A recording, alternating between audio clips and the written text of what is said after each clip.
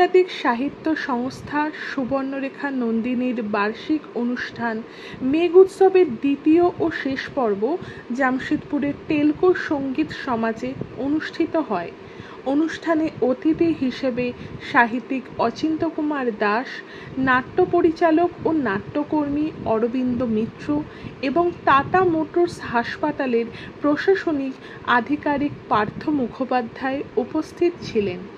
অনুষ্ঠানে অতিথিদের দ্বারা প্রখ্যাত কবি সুজাতা ঘোষ ও শিল্পী চক্রবর্তীর লেখা দুটি কাব্যগ্রন্থের মোড়ক উন্মোচন করা হয়। সাহিত্য অধিবেশনের সুবর্ণরেখা নন্দিনীর ডক্টর মীনা মুখার্জি, রুমা মুখার্জি, সুজাতা ঘোষ, শিল্পী চক্রবর্তী, কৃষ্ণ সাউ, মল্লিকা ভট্টাচার্য, চন্দ্রা দেব, সুদীপ্তা জেঠি রাউত এবং নীতা বিশ্বাস অংশগ্রহণ করে থাকেন। অনুষ্ঠানের শেষে বিভিন্ন প্রতিযোগিতায় বিজয়ীদের পুরস্কৃত করা হয়।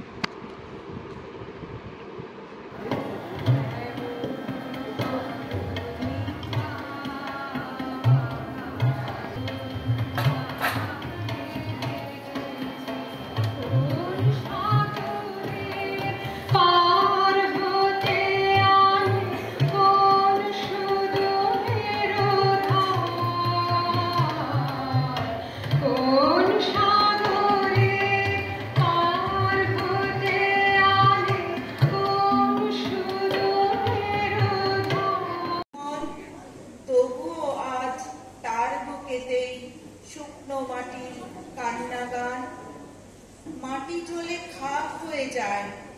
আমি ডক্টর মীনা মুখার্জি, সুবর্ণরেখা নন্দিনী আন্তর্জাতিক সাহিত্য সংগঠনের সভাপতি। আজ সুবর্ণরেখা নন্দিনীর বার্ষিক মেঘ উৎসব উদযাপিত হতে চলেছে সঙ্গীত সমাজ প্রেক্ষাগৃহে। আমাদের এই মেঘ উৎসবের দুটি পর্ব। প্রথম পর্বে শহরের বিভিন্ন স্কুলের ছাত্রছাত্রীদের মধ্যে, বিভিন্ন এনজিও এবং আন্ডার প্রিভিলেজ চিলড্রেনদের মধ্যে আমরা চেষ্টা করি আমাদের প্রতিযোগিতা বিভিন্ন বিষয়ে, যেমন অঙ্কন, গান, নাচ, হিন্দি ও বাংলা কবিতা আবৃত্তি ইত্যাদি বিষয়ে আমাদের প্রতিযোগিতা হয়েছিল গত 1 সেপ্টেম্বর সঙ্গীত সমাজে। এখানে আজ আমাদের বার্ষিক উৎসবে আমাদের শাখার সদস্য দ্বারা পরিচালিত একটি আলেখ্য পাঠ ও কিছু গান ও বিভিন্ন বিষয়ে সাহিত্য বিষয়ক আলোচনা করার জন্য উপস্থিত আছেন বিভিন্ন বক্তারা। আজ আমরা অতিথি হিসাবে পেয়েছি আমাদের এই শহরের বিখ্যাত সাহিত্যিক, প্রখ্যাত সাহিত্যিক ও সিনিয়র মেটালার্জিস্ট শ্রী অচিন্ত্য কুমার দাস মহাশয়কে। তিনি ছোটদের এবং বড়দের জন্য খুব লিখছেন আর তার লেখা খুব মনোগ্রাহী।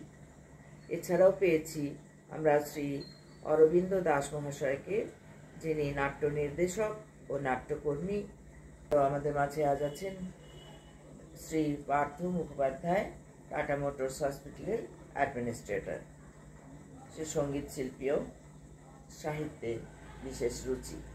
সবথেকে বড় জিনিস, মেঘ উৎসবে যে প্রতিযোগিতাগুলি হয়েছিল তার পুরস্কার বিতরণ সমারোহ আজ।